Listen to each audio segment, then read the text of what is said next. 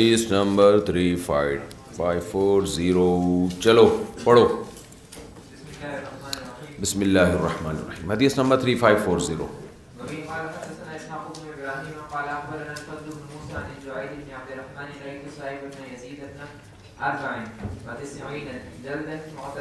ہاں کہتے ہیں جعید ابن عبد الرحمن کہتے ہیں میں نے حضرت صائب ابن یزید کو دیکھا رضی اللہ عنہ کہ 94 سال آپ کی عمر تھی. جلدن کا مطلب مضبوط، معتدلن کا مطلب اعضاء میں تناسب، یعنی اتنی عمر میں بھی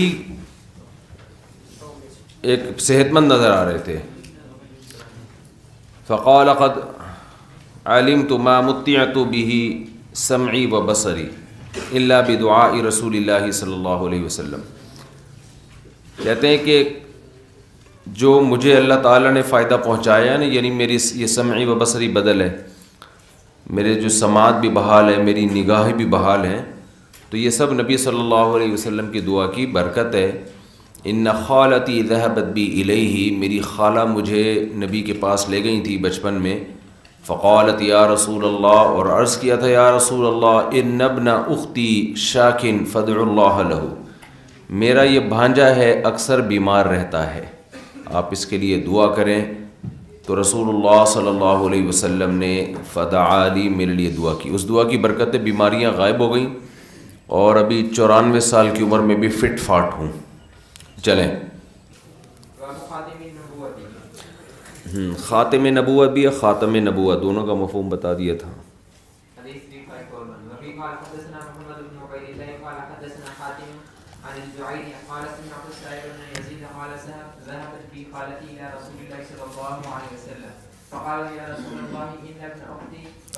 وقع کا معنی بھی بیمار ہونا، ٹھیک ہے. آپ صلی اللہ علیہ وسلم نے میرے سر کو چھوا اور پھر میرے لیے برکت کی دعا کی.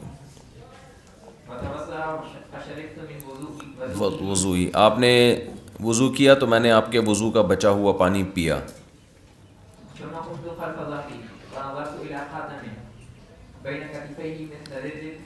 ہاں کہتے ہیں میں پھر کھڑا ہوا تو آپ کے پشت میں نے دیکھا، آپ کے دونوں کندھوں کے درمیان میں نے دیکھا کہ جو مہر تھی نا، جو ختم نبوت کی وہ مہر تھی. وہ کیا تھی؟ مثل زر الحجلہ. حجلہ کے 3 معنی بیان کیے گئے ہیں. ایک تو یہ متن میں آگے آ رہا ہے، ایک معنی ہے کہ دلہن کا جو کمرہ ہوتا ہے نا، اس میں جو گٹھانے لگی، حجلہ اس کمرے کو کہتے ہیں، اور وہ جو گٹھانے لگی، گٹھانوں سے کوئی باندھا جاتا تھا تو وہ گٹھانوں کو زر کہا جاتا ہے. اور ایک حجلہ ایک پرندہ ہے، کبوتر سے تھوڑا چھوٹا ہوتا ہے، اس کے انڈے کو، اس کا انڈا بھی تھوڑا سا چھوٹا ہوتا ہے. تو یہ تینوں مفہوم بیان کیے گئے ہیں. ہاں یہ دوسرا معنی ہے جو متن میں ہے.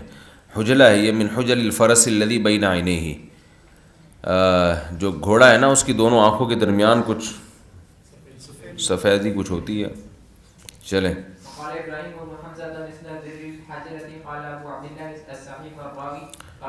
ہاں بعض نے کہا کہ یہ رز ہے، رز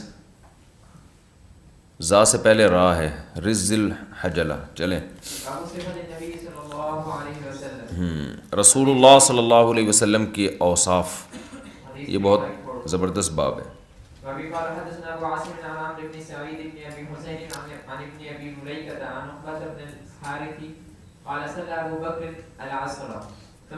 دیکھیں جہاں اعراب پڑھنا نہ آ رہا ہو نا، وہاں وقف نہ کیا کریں، ٹھیک ہے نا. اب صلی ابو بکر العصرہ، کیونکہ ملا کے پڑھنا میں ٹینشن ہو رہی ہے تو پی گئے.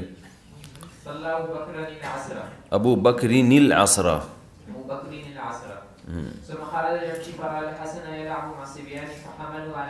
اچھا یہ میں ڈانٹ ان کو رہا ہوں یار. چلیں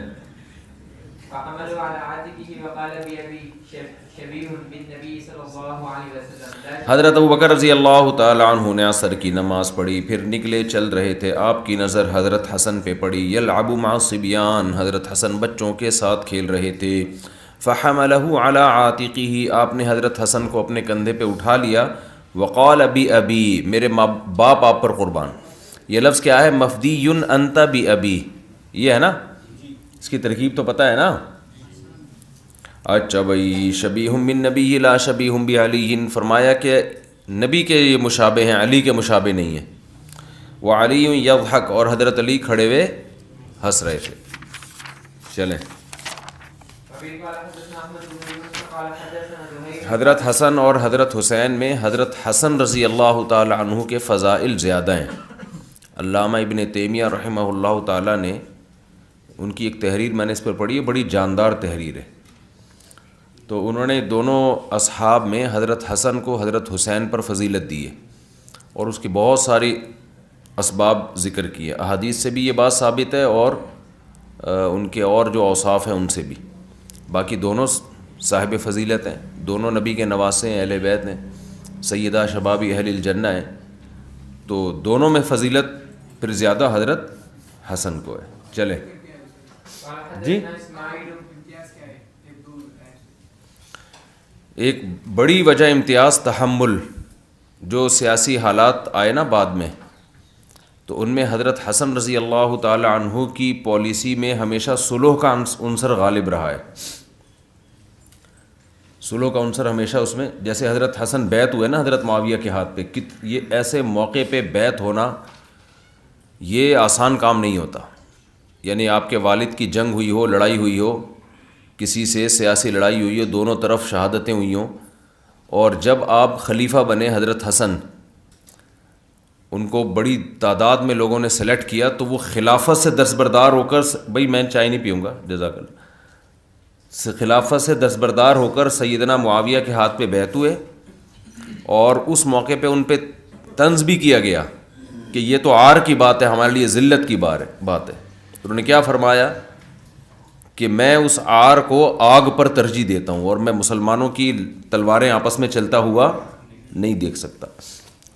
تو اس طرح کے اور بھی سیاسی حالات میں آپ دیکھیں تو ان میں بردباری کا عنصر زیادہ. باقی حضرت حسین رضی اللہ تعالیٰ عنہ میں اصلاح کا عنصر زیادہ تھا. تو جب کسی کی فضیلت بیان کی جاتی ہے تو مقصد دوسرے کی توہین نہیں ہوتی. شرپسند لوگ تو ایسی چیزیں نکال کے نا وہ کرتے ہیں کہ دیکھو یہ فلاں کی توہین کر رہے ہیں. تو جب بھی کسی کی فضیلت بیان کی جاتی ہے تو مطلب یہ نہیں ہوتا کہ وہ دوسرے کی توہین کی جا رہی ہے.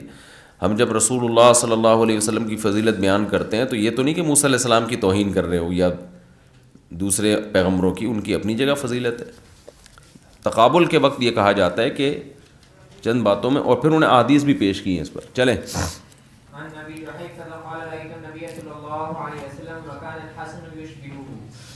جی. حدیث 3544 وبه قال حدثنا عمرو بن علي قال حدثنا ابن خزيم قال حدثنا اسماعيل بن ابي خالد قال سمعت ابا جحيفة قال رايت النبي صلى الله عليه وسلم وكان الحسن بن علي يشبهه قلت لابي جحيفة صفه لي. جی ہاں، ابو جحیفہ کہتے ہیں میں نے نبی صلی اللہ علیہ وسلم کو دیکھا اور فرمایا کہ حسن ابن علی نبی کے بالکل مشابہ تھے.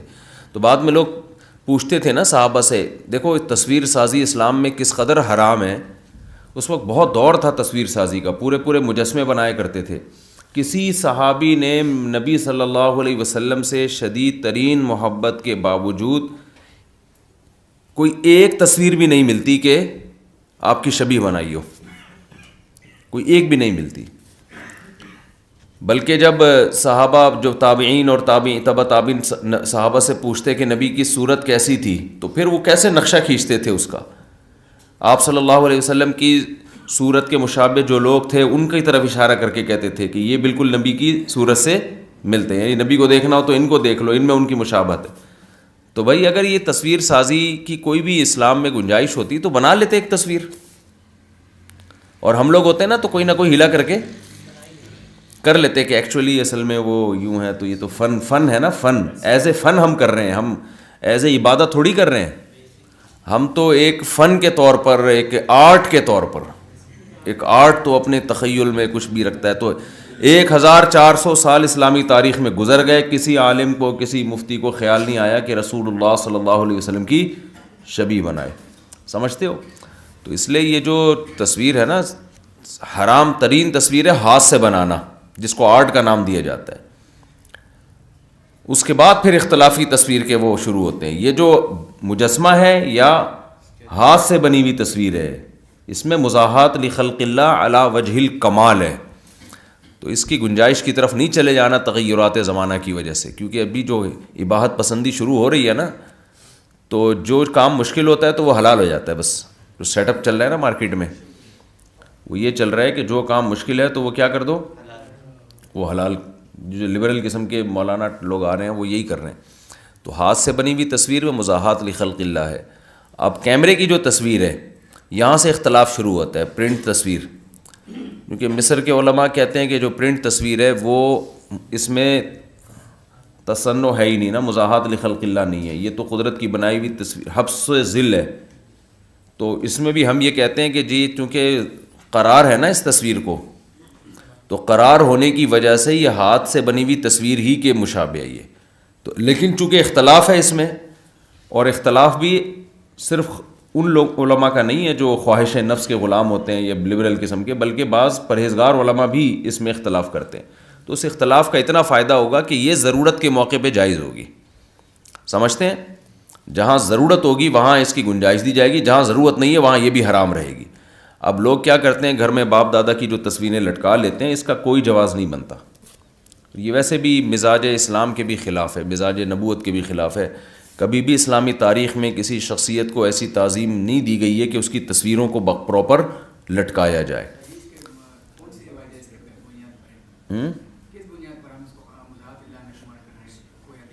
کیوں نہیں؟ صحیح بخاری مسلم کی اتنی ساری حدیثیں، یضاہئون بہ خلق اللہ، فرمایا کہ یہ اللہ کی تخلیق کی مشابہت کرتے ہیں. المصور جو ہے، ہاں، ان اشد الناس عذابا یوم القیامۃ المصورون، سب سے سخت ترین عذاب تصویر بنانے والوں کو ہوگا. اب وہ آلے کے ذریعے بنائیں یا ہاتھ کے ذریعے بنائیں تو ایک ہی ہے. اچھا، تو یہ پھر اس سے آخری درجہ آتا ہے ڈیجیٹل تصویر کا. تو اس میں بہت سارے علماء اس کو تصویر میں داخل ہی نہیں کرتے ہیں، کیونکہ اس میں قرار نہیں ہے. نبی صلی اللہ علیہ وسلم نے جو جس تصویر کے بارے میں کہا ہے نا، وہ پرنٹڈ تصویر تھی نا، تو یہ تصویر کا وجود ہی نہیں تھا، اور اس کی مشابہت بھی عکس سے زیادہ ہے، اور اس میں قرار نہیں ہے. مزاحات لخلق اللہ کا معنی بھی نہیں ہے اس میں، کیونکہ مزاحات لخلق اللہ اس لیے نہیں ہے کہ یہ کسی بھی لحاظ سے اس میں کوئی نئی چیز کی آپ تخلیق نہیں کر رہے ہوتے. جو اللہ کی بنایا ہوا جو بھی بندہ ہے یا جو بھی چہرہ ہے اسی کو آپ اسکرین پہ دکھا رہے ہوتے ہیں. تو اس لیے یہ سب سے احون ہے. بعض اگرچہ بعض اس کو بھی ناجائز کہتے ہیں، لیکن مراتب ہے نا، مراتب. تو پہلا مرتبہ تو اس حرام تصویر کا جو مجسمہ ہے. پھر اب مجسمہ سازی بھی آرٹ کے نام پہ صحیح جائز ہو رہے ہیں. مجسمہ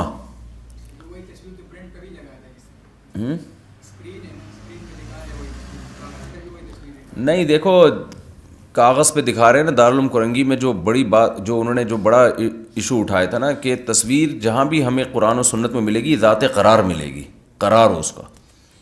تو یہ جو ڈیجیٹل فارم میں تصویر ہوتی ہے نا، یہ قرار نہیں ہے اس کو. تو یہ قرار ہونا نہ ہونا ایک بہت بڑا وصف ہے، بہت یعنی ایک اہم چیز ہے.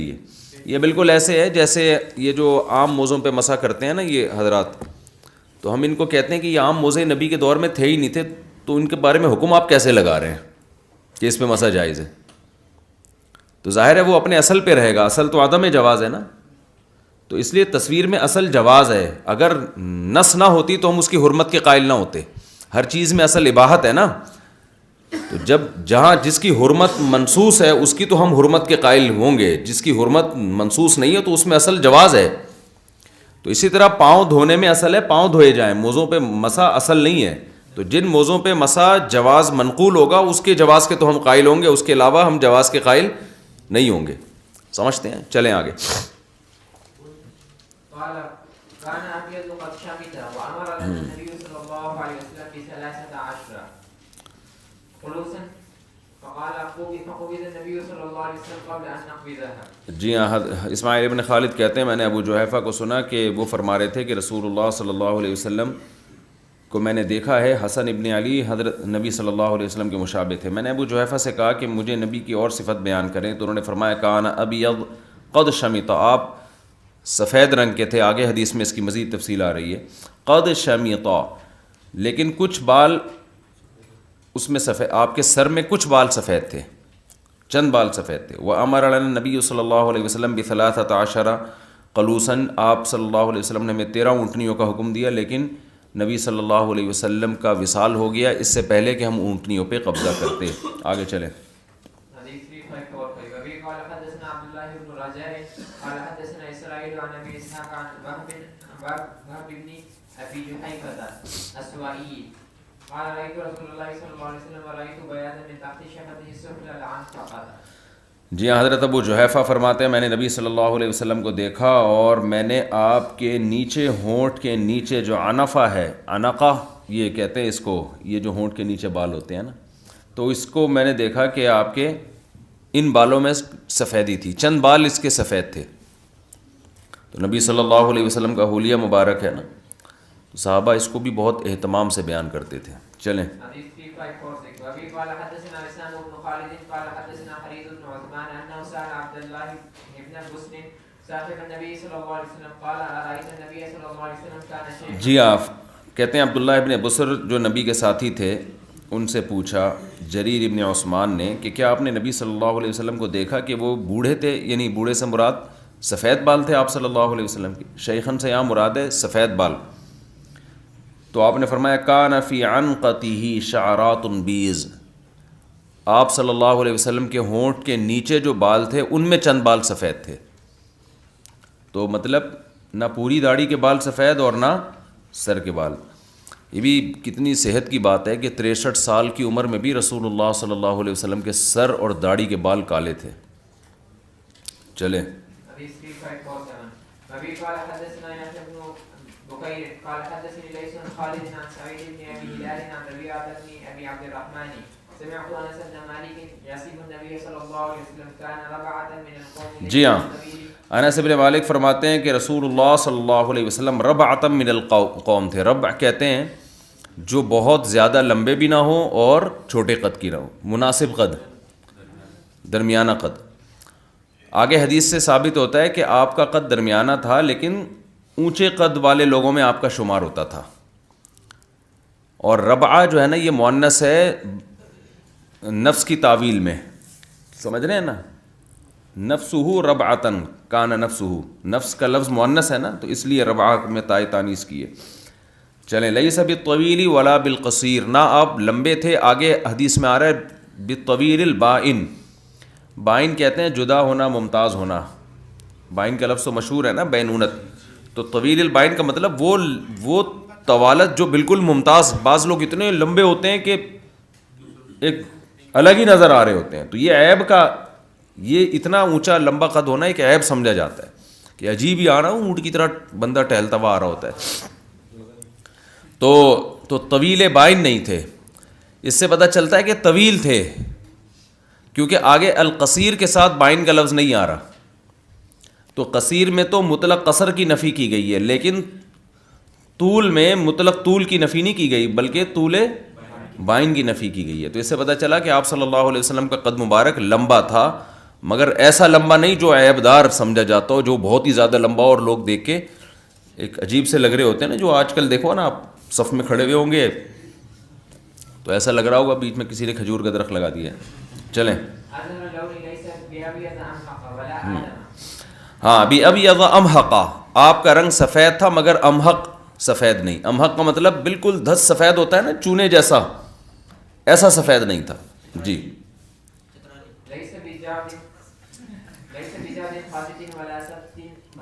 ہاں اچھا ایک منٹ، اظہر اللون، اظہر اللون کا مطلب نور والا سفید۔ دیکھو ایک سفیدی چونے کی اور انڈے کی سفیدی ہوتی ہے، ایک چاند کی سفیدی ہوتی ہے۔ تو چاند کی روشنی کو نور کہا جاتا ہے نا، تو اس میں نورانیت ہو، تو یہ بہت ہی اچھا رنگ سمجھا جاتا ہے کہ سفیدی کی دو قسمیں ہیں نا، دیکھو ایک سورج بھی تو سفید ہوتا ہے اور چاند بھی سفید ہوتا ہے، لیکن اچھا آنکھوں کو کون سا کی سفیدی لگتی ہے؟ وہ چاند والی سفیدی۔ تو اظہر اللون کا مطلب آپ صلی اللہ علیہ وسلم کے یعنی رنگ میں نور تھا، اور لیس بابیض امحقا، بالکل ایسے سفید نہیں تھے جیسے دھک سفید نہیں ہوتے، جیسے چونا ہوتا ہے یا انڈا ہوتا ہے، ولا آدم، اور گندمی رنگ بھی نہیں تھا۔ لیکن دوسری روایات میں آپ کے ایک رنگ کے بارے میں آتا ہے گندمی رنگ تھا، تو یہاں نفی ہے کہ بالکل جیسے گندمی کلر ہوتا ہے وہ نہیں تھا، اور جن روایات میں سفید کے ساتھ گندمی رنگ کا تذکرہ ہے اس کا مطلب گندمی مائل، یعنی سفید رنگ تھا مگر گندمی مائل. گندم کا رنگ سرخ ہوتا ہے نا، تو سرخی مائل سفید. عرب میں آج بھی جو اصل عرب ہے نا، اصل عرب جو صحابہ کی اولادیں ہیں وہ سرخی مائل سفید ہیں. سعودی عرب میں آپ کو پتہ ہے کہ عام طور پہ جو لوگوں کا کلر ہوتا ہے نا وہ تھوڑا بلیک ہوتا ہے، گرم علاقہ ہے نا. لیکن جو اوریجنل عرب آپ کو ملیں گے نا سعودی عرب میں، جو بالکل جن کی پورے انہوں نے اپنے نسب شجرے محفوظ کیے ہوئے، وہ سفید رنگ کے ہیں اور سرخی مائل سفید ہیں. بہت خوبصورت ہوتے ہیں وہ لوگ اب بھی. چلیں بجاد قطت، جاد کہتے ہیں گھونگریالے بال، اور قطت کا معنی شدید الجعودہ، انتہائی گھونگریالے. جیسے حبشیوں کے ہوتے ہیں نا اسپرنگ ہوتے ہیں نا ان کے، تو ایسے گھونگریالے بال آپ صلی اللہ علیہ وسلم کے نہیں تھے، یعنی شدید الجعودہ سخت گھونگریالے بال نہیں تھے. ولا سبط رجل، رجل کہتے ہیں مسترسل یعنی لٹکے ہوئے بال، اور سبط کا معنی سیدھے، تو ایسے سلکی سیدھے بال بھی نہیں تھے بالکل. دونوں طرح کے بال ہوتے ہیں نا لوگوں کے، بعض کے بالکل سیدھے سلکی بال ہوتے ہیں اور بعض کے بالکل وہ جو گھونگریا. تو آپ صلی اللہ علیہ وسلم کے بال تھے لٹکے ہوئے، یعنی تھوڑا سا گھونگریالا پن تھا اس میں. تھوڑے سے بعض لوگوں کے بال ہوتے ہیں نا ہلکے کرو ہوتے ہیں وہ، تو اس طرح سے رسول اللہ صلی اللہ علیہ وسلم کے بال مبارک تھے. ہمارے فرمایا کرتے تھے کہ صحابہ کرام نے، دیکھو ایک اشکال ہوتا ہے نا کہ ان چیزوں کا انسان کی عملی زندگی سے کیا تعلق ہے. رسول اللہ صلی اللہ علیہ وسلم کی وہ سیرت کا وہ پہلو جن کا ہماری عملی زندگی سے تعلق ہے، تو وہ پہلو بیان ہونا چاہیے نا. اب اس سے بظاہر ہمیں کیا فائدہ کہ نبی صلی اللہ علیہ وسلم کے بال ایسے تھے، آپ صلی اللہ علیہ وسلم کا رنگ مبارک ایسا تھا، آپ کا قد مبارک ایسا تھا. تو حضرت فرمایا کرتے تھے کہ یہ صحابہ نے اس لیے بیان کیے یہ اوصاف کہ صحابہ کو بھی نبی صلی اللہ علیہ وسلم سے محبت تھی، اور وہ چاہتے تھے کہ لوگوں کو بھی نبی صلی اللہ علیہ وسلم سے محبت پیدا ہو، اور یہ محبت پھر عمل کے لیے موٹیویٹ کرتی ہے. تو آپ کو کسی سے کسی بھی وجہ سے محبت ہو جائے نا، تو انسان کی نیچر ہے پھر اس کی اطاعت میں اس کو مزہ آتا ہے. تو اللہ تعالیٰ نے پیغمبروں کو اتنا حسین و جمیل صرف اس لیے بنایا کہ ایسا نہ ہو کہ اگر پیغمبروں کو حسن نہ دیا جاتا تو کہیں یہ چیز ان کی اطاعت میں رکاوٹ نہ بن جاتی، یہ چیز اطاعت میں رکاوٹ نہ بن جاتی. تو اللہ نے ان کی پرسنالٹی ایسی رکھی ہے کہ یہ تو گوروں کی ایک تحقیق میں پڑھ رہا تھا کہ دنیا میں خوبصورت لوگ میں کامیابی کا ریشو بدصورتوں سے زیادہ ہے. یہ حقیقت ہے. وجہ اس کی یہ ہے کہ جو خوبصورت لوگ ہوتے ہیں ان کی لوگ مان رہے ہوتے ہیں جا کے. دیکھو حسن اترانے لگے گا اس پہ، حسن اترائے گا اس پہ. تو آخرت میں ایسا کوئی فرق نہیں ہے. آخرت میں تو اللہ فرماتے ہیں نا کہ بہت سے سیاہ چہرے قیامت کے دن سفید ہوں گے اور بہت سے سفید چہرے قیامت کے دن سیاہ ہوں گے. تو آخرت کا مدار تو اعمال پر ہے، لیکن دنیا میں یہ چیزوں کا ایک اثر ہوتا ہے. تبھی رسول اللہ صلی اللہ علیہ وسلم نے جو سفیر دنیا میں بھیجے نمائندگی کے لیے، وہ سارے پرسنالٹی کے لحاظ سے بہت خوبصورت تھے. وہ تو اتنے خوبصورت کہ مدینہ میں پابندی لگائی جا رہی ہے کہ جی آپ چہرہ ڈھانپ کے آئیں گے. تو عورتیں اس سے فتنوں میں مبتلا ہونے کا اندیشہ ہو گیا. بعض صحابہ کے ایسا جمال تھا. تو وہ جب بادشاہ کے سامنے جا کے کھڑے ہوتے ہوں گے نبی کا پیغام لے جا کے، تو کیا روب پڑتا ہوگا نا. تو یہ انسان کی فطرت ہے. آپ آج بھی دیکھ لیں آرمی میں کمیشن آفیسر کے لیے نا اس کی پرسنالٹی کی بڑی ویلیو ہے. قد دیکھا جاتا ہے، اس کی پرسنالٹی، باڈی لینگویج، یہ ساری چیزیں ISB کا جب آپ امتحان دیتے ہیں تو اس میں اس سب کی ویلیو ہوتی ہے. تو ایک عام فوجی کے سلیکشن کے لیے وہ معیار نہیں ہے، لیکن کمیشن آفیسر کے لیے بہت اس کی پرسنالٹی بہت دیکھی جاتی ہے. اس کی وجہ یہی ہے کہ آفیسر بنے گا. میں برما گیا نا تو وہاں میں نے فوجی دیکھے اتنے سے نا، چھوٹے چھوٹے سے، پیارے پیارے سے، مننے سے.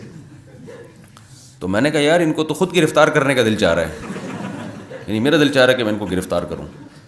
تو وہ تو بیچاروں کا قد ہی اتنا ہی ہے، وہ تو پوری قوم ہی کا ہی اتنا، جیسے ہمارے یہاں پنجاب میں ہوتا ہے نا، KP کے پنجاب میں وہ لمبے، تو ان کے پاس تو اب مارکیٹ میں ہے ہی نہیں نا اونچے قد کے لوگ، تو فوج میں کس کو بھرتی کریں.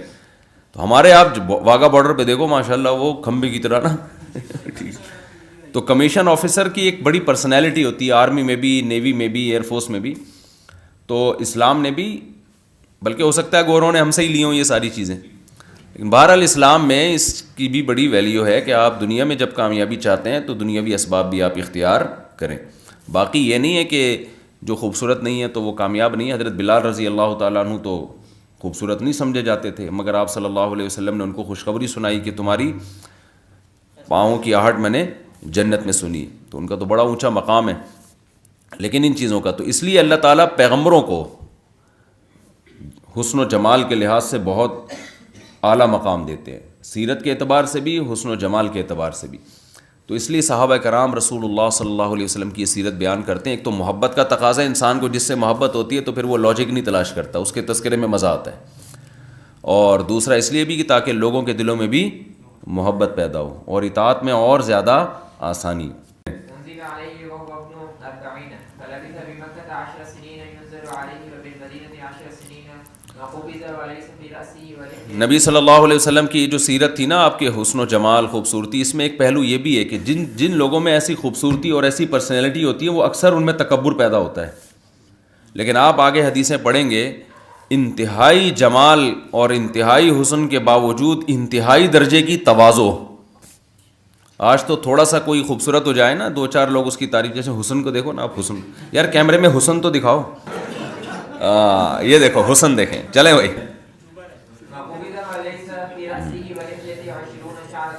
جی کہتے ہیں رسول اللہ صلی اللہ علیہ وسلم انزل علیہ وہو ابن 40، آپ پر وحی نازل ہونا شروع ہوئی، آپ 40 سال کے تھے. فلبث بمکۃ 10 سنین، مکہ میں آپ 10 سال رہے. ینزل علیہ، وحی نازل ہوتی رہی. وبالمدینۃ 10 سنین، مدینہ میں بھی 10 سال رہے. وقبض، مدینہ میں 13 سال رہے. تو پہلے زمانے میں یہ 10، 12، 13 ان چیزوں، ان عادات کو بیان کرنے کا کوئی بہت زیادہ اہتمام نہیں کیا جاتا تھا. وقبض ولیس فی رأسہ ولحیتہ 20 شعرۃ بیضاء، اور آپ صلی اللہ علیہ وسلم کی جب وفات ہوئی ہے تو آپ کی داڑھی اور سر میں ملا کے 20 بال بھی سفید نہیں تھے، یعنی 20 سے کم بال سفید تھے. قال ربیعہ فرأیت شعرا من شعرہ، میں نے نبی صلی اللہ علیہ وسلم کے بالوں میں سے ایک بال دیکھا. کسی صحابی نے ہو سکتا ہے محفوظ کیا ہو، یہ تابعی بیان کر رہے ہیں. فإذا ہوا احمر، تو وہ سرخ تھا. فسألت، میں نے صحابی سے پوچھا تو انہوں نے کہا احمر من الطیب، کہ وہ خضاب کی وجہ سے سرخ نہیں تھا. آپ صلی اللہ علیہ وسلم خوشبو لگاتے تھے، وہ رنگین خوشبو ہوتی تھی. آگے حدیث آ رہی ہے، انس بن مالک رضی اللہ تعالیٰ عنہ سے پوچھا گیا کہ آپ صلی اللہ علیہ وسلم خضاب لگاتے تھے، تو انہوں نے فرمایا کہ آپ کے بال میں سفیدی بہت کم تھی تو آپ خضاب نہیں لگاتے تھے. لیکن دیگر روایات سے پتہ چلتا ہے کہ آپ خضاب لگاتے تھے. تو اس سے معلوم ہوتا ہے کبھی کبھار لگاتے تھے، حضرت انس نے نہیں دیکھا ہوگا. چلیں، اور جو آپ کے بالوں میں سرخی ہوتی تھی عموماً وہ خوشبو کی وجہ سے ہوتی تھی. آپ صلی اللہ علیہ وسلم خوشبو کا استعمال بہت زیادہ فرماتے تھے. چلیں.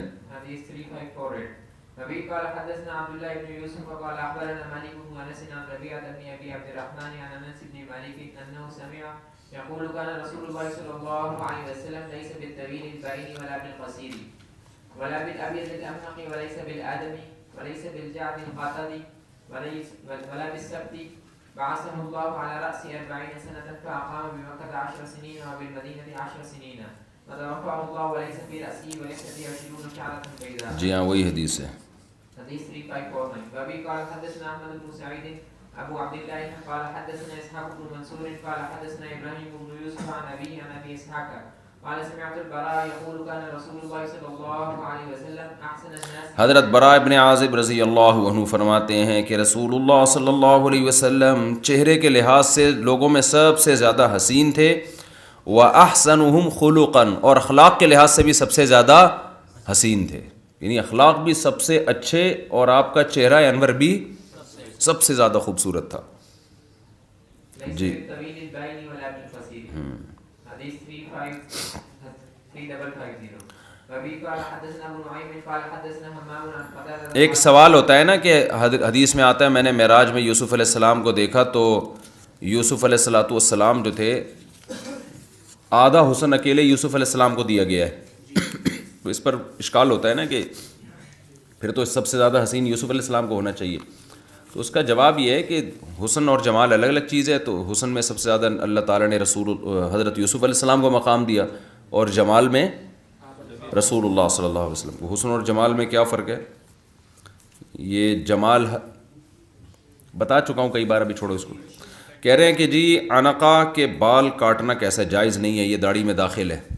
آج کل جو داڑیاں مولانا لوگ بھی رکھ رہے ہیں نا, عجیب اسٹائل کی داڑیاں رکھ رہے ہیں, پوری داڑھی رکھتے ہوئے بھی پتہ نہیں کیا ٹینشن ہو رہی ہے. یہ سمجھ سے بالاتر ہے. جب آپ نے داڑھی رکھ لی ہے تو چھوڑ دو اس کو, رکھ لو تمیز سے بھائی. ایک مجھ سے زائد آپ یہاں سے بھی کاٹ سکتے ہیں, یہاں سے بھی. تو یا تو ادھر سے اتنی چھوٹی رکھی ہوئی, یہ خط ایسے بنا کے عجیب چاند جیسے چہرے بنا رہے ہیں عجیب سے, گول گول سے نا, جیسے کٹورا رکھ کے اور وہ کھینچا اور پھر جو بال آ رہے ہیں وہ کاٹ دو. تو یہ اس سے اچھا نہیں لگتا آدمی. جو نیچرل بال ہے نا داڑھی کے, اس کو چھوڑ دو اپنے حال پہ. سمجھتے ہیں؟ کچھ نہیں ہو جائے گا تو تھوڑا سا کھال اور اگر چھپ جائے گی تو, کیونکہ آپ عورت تو بن نہیں سکتے اب. یا تو وہ کرو جو ہوتا ہے نا, جو بالکل وہ جو بالکل ہی جا کے وہ جو بیوٹی پارلر میں کر رہے ہوتے ہیں, فیشل کر رہے ہوتے ہیں. ہاں, یا تو وہ کام کرو جا کے. جب وہ نہیں کر سکتے تو پھر پراپر طریقے سے داڑھی رکھو یار. جو داڑھی کے جب ایک روب ہے تو پھر پوری داڑھی رکھو نا صحیح طریقے سے. اتنا پتہ نہیں ہے, یہ سوسائٹی سے متاثر ہو گئے ہیں, لبرل لوگوں سے متاثر ہو گئے ہیں. چھوڑ دو یار. ایک حدیث میں آتا ہے جو ذاق طعم الایمان من رضی باللہ ربا وبالاسلام دینا وبمحمد صلی اللہ علیہ وسلم نبی. اسلام کی مٹھاس وہ چکھے گا جو اللہ کو اللہ مان لے, اسلام کو اسلام اور نبی کو نبی مان لے. تو ایک دفعہ جب فیصلہ کیا ہے نا داڑھی رکھنے کا, تو تمیز سے رکھ لو داڑھی. سمجھ رہے ہیں؟ جہاں عجیب چیز علماء پہ بھی نظر آ رہی ہے, یوں یوں کر کے یہاں تک. ہماری تو ہے ہی چھوٹی سی, تو ایسے کاٹ رہے ہیں نا یہاں سے. دیکھا ہوگا آپ نے, اس کو بھی اڑا دیتے ہیں یہاں سے, اور سمجھ رہے ہوتے ہیں ہم خوبصورت لگ رہے ہیں. وہ لگ نہیں رہے ہوتے خوبصورت ذرا بھی. اللہ تعالیٰ نے ہر آدمی کو اس کے چہرے کے حساب سے بال دیے ہیں. تو اس میں جو قدرتی وضع قطع ہے نا, اس کو برقرار رکھو. ہاں, ایک مجھ سے زائد آپ کاٹنا چاہو تو کاٹ سکتے. اس میں بھی لوگ یہ کر رہے ہیں, یہاں سے بڑھا لیتے ہیں, ادھر سے پھر چھوٹی چھوٹی کی ہوئی ہے, وہ بھی اچھی نہیں لگ رہی ہوتی. تو نہ ادھر کے نہ ادھر کے, بس ایسے ہی. پھر کسی کو بتاؤ کہ آپ یہ کیوں کاٹ رہے ہیں, تو بحث کرنا شروع کر دیتا ہے. پھر وہ اس کی دلیل لو. دلیل کاٹنے کے جواز کی ہونی چاہیے کہ اس کی دلیل کیا ہے کہ یہ جائز ہے کاٹنا. سمجھ میں آ رہی ہے بات؟ دلیل اس کی اس سے مانگی جائے گی جو کاٹ رہا ہے. کہ حدیث میں تو اعفاء اللحیٰ کا حکم ہے نا, لحیہ تو پورے پر اطلاق ہوتا ہے, تو اعفاء کا مطلب بڑھاؤ اس کو. تو آپ جو کاٹ رہے ہیں اس کی کیا دلیل ہے آپ کے پاس؟ چلیں آگے. باقی جو اوپر کا خط بنانا, یہاں بال آئے وہ گنجائش تو ہے اس کی, لیکن کیا ضرورت ہے اس کے بنانے کی یار؟ صحابہ میں تو نہیں ملتا کہ وہ خط بنایا کرتے تھے. بھائی جو اوپر کے بال ہیں نا, وہ اس کی گنجائش دی جاتی ہے یہ کہہ کے کہ لحیہ, نیچے جو جبڑے پہ بال ہوتے ہیں نا ان کو لحیہ کہا جاتا ہے نا. لحیہ تو جبڑے کو کہا جاتا ہے نا, تو جبڑے پہ جو بال ہوں گے وہ لحیہ ہوں گے نا, جو ادھر آ گئے تو وہ لحیہ تھوڑی ہے.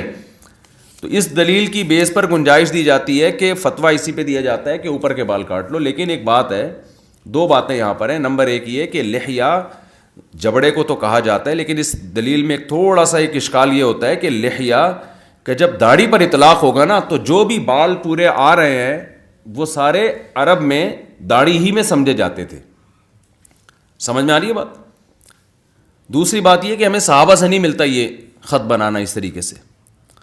تو نبی صلی اللہ علیہ وسلم اور صحابہ کرام, جب آپ صلی اللہ علیہ وسلم نے حکم دیا اعفاء اللحیٰ کا, اعفاء کا معنی بھی اپنے حال پہ چھوڑ دو اس کو, تو اس میں پھر یہ اس کے عموم میں, اس کے ظاہر میں یہی ہے کہ اس کو چھوڑ دیا جائے بالکل. ہاں, اب اہل حدیث حضرات کا جو مسلک ہے وہ اس حدیث کے مطابق بالکل ٹھیک ہے کہ اعفاء کا معنی کیا ہے, چھوڑ دیا جائے. اگر ہمارے پاس مزید کوئی دلیل نہ ہوتی تو ہم اسی کے قائل ہوتے. لیکن عبداللہ بن عمر رضی اللہ عنہ کا عمل ہے کہ وہ ایک مجھ سے زائد بال کاٹتے تھے اور کوئی صحابی ان پہ اعتراض بھی نہیں کرتے تھے. تو ہم نے کہا کہ ہم نے کہ اعفاء کے جو اصل ہے نا, اعفاء اپنے حال پہ چھوڑ دیا جائے. تو اس میں اتنا تو ثابت ہوتا ہے نا کہ ادھر ادھر سے نہ کاٹا جائے. کاٹنے کا جو جواز عبداللہ بن عمر کے عمل سے ثابت ہو رہا ہے وہ صرف ایک مٹھی سے زائد بالوں کو کاٹنا ثابت ہو رہا ہے. یعنی لمبائی میں تو آپ چھوٹا کر سکتے ہیں, دائیں بائیں خط بنا کے جیسے کٹورا رکھ کے وہ کھینچا اور یہاں سے بھی اڑا دیا اور ادھر سے بھی, پتہ نہیں کیا کیا عجیب سی داڑیاں آ رہی ہیں مارکیٹ میں. چلیں, نہیں جانور لگتا ہے انسان گال چھپنے سے, یہ بالکل غلط بات ہے. کوئی نہیں, کوئی جانور نہیں لگتا, بالکل صحیح لگتا ہے انسان. آپ افغانستان میں دیکھو وہاں, اور جاؤ علماء جو ہے نا ایسے بزرگ لگ رہے ہوتے ہیں, ان کے ماشاءاللہ پورے چہرے پہ بال ہوتے ہیں, اتنی ان میں نورانیت پیدا ہوتی ہے. جانور نہیں لگتا داڑھی رکھنے سے انسان میں. جانور جب لگے گا جب آڑی ترچھی طریقے سے کاٹے گا اس کو, ورنہ داڑھی کا پراپر نور ہی اس وقت آتا ہے جب پورے بال ہو یہاں پر اور ایسے گھنی داڑھی ہو. ہاں جب لگتا ہے جب سر کے بال بھی یہاں تک اور مونچھیں بھی یہاں تک اور داڑھی بھی یہاں تک, پھر لگتا ہے جھاڑیوں سے کوئی بندہ جھانک رہا ہے. تو اسلام نے مونچھوں کو کم کرنے کا حکم دیا نا. داڑھی سے کبھی بھی انسان میں دیکھنے میں وہ دمبا نہیں لگے گا, داڑھی سے نہیں لگتا. داڑھی بھی بڑی ہو, مونچھیں بھی بہت زیادہ بڑی ہوئی ہوں, پھر لگتا ہے. تو مونچھوں کو کاٹنے کا حکم دیا, داڑھی کو بڑھانے. داڑھی سے تو نورانیت ہے. خود ہمارے نبی صلی اللہ علیہ وسلم سے ثابت نہیں ہے. آپ کی گھنی داڑھی تھی, تو گھنی داڑھی تو یہی ہوتی ہے جو بڑی داڑھی ہوتی ہے. چلیں, بالکل اصل بات یہ ہے کہ ہم نا متاثر ہو چکے ہیں اس تہذیب سے لاشعوری طور پر. تو اس تہذیب سے متاثر ہو گئے تو وہ پورے نہیں تو تھوڑے تھوڑے ادھر, تھوڑے تھوڑے ادھر. چلیں, پھر بھی جو فتوے کی روح سے اوپر کے بال کاٹنے کی گنجائش ہے, میں اس فتوے کو تو نہیں چینج کر سکتا. جو مفتابی قول ہے, ہم کو اتنے بڑے فنٹر تو نہیں ہیں, لیکن اس پہ ایک بہرحال اتنا تو مفتابی پر ہی عمل کرو نا. اتنا تو نہیں نا کہ وہ نیچے آ جاؤ. اب تو جو ہے یہ جو اوپر والا جبڑا ہے نا, اس کے نیچے جو بال, نیچے والے جبڑے پہ بال ہوتے ہیں وہ کاٹ رہے ہیں لوگ. تو وہ فتویٰ کے جو روح سے جس کی گنجائش دی جاتی ہے اس سے بھی نیچے کو آ گئے ہیں, سمجھتے ہو. لیکن میں آپ سے کہہ رہا ہوں احتیاط اسی میں ہے کہ مکمل چھوڑ دو اپنے حال پہ. چلیں,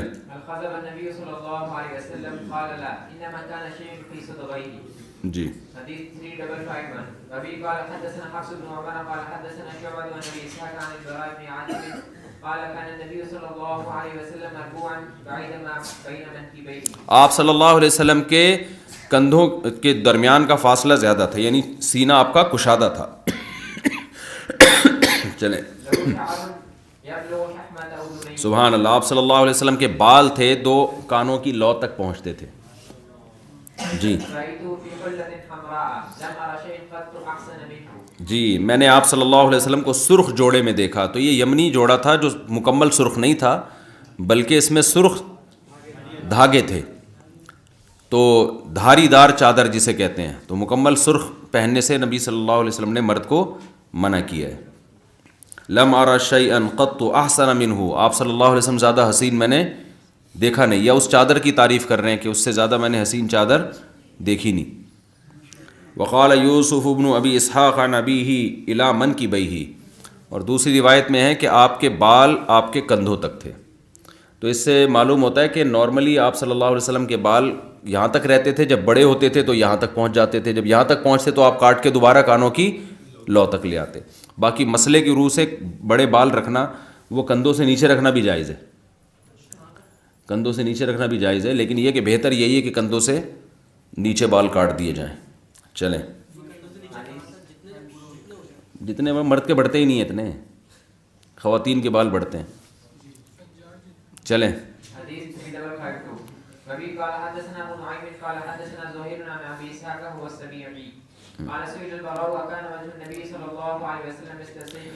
کہتے ہیں حضرت براء ابن عازب رضی اللہ عنہ سے پوچھا گیا کیا نبی صلی اللہ علیہ وسلم کا چہرہ مبارک تلوار جیسا چمکدار تھا؟ فرمایا لا بل مثل القمر, نا تلوار جیسا نہیں بلکہ چاند جیسا. تو کیسی بہترین تشبیہ دی نا. چمکتی تو تلوار بھی ہے, لیکن تشبیہ صحابی کہہ رہے ہیں تم غلط دے رہے ہو, تشبیہ